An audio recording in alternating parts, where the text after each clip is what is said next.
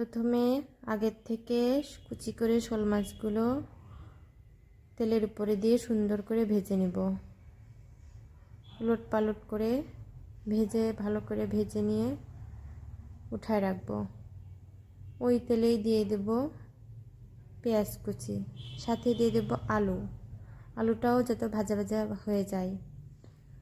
তারপরে দিয়ে দিলাম পেঁয়াজ বাটা, রসুন বাটা, লবণ, হলুদ দিয়ে সুন্দর করে একটু ভাজা ভাজা করে নিলাম।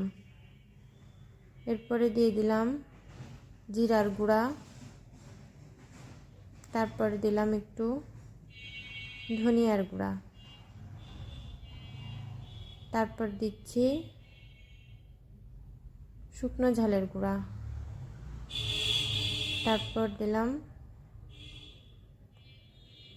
কয়েকটা কাঁচা ঝাল চেরা দিয়ে সুন্দর করে একটু নাড়াচাড়া করে পানি দিয়ে দিলাম। পানি দেওয়ার পরে পানি শুকিয়ে গেলে একটু টমেটো দিয়ে দিলাম। এবার আবার ঝোলের পানি দিয়ে দিলাম।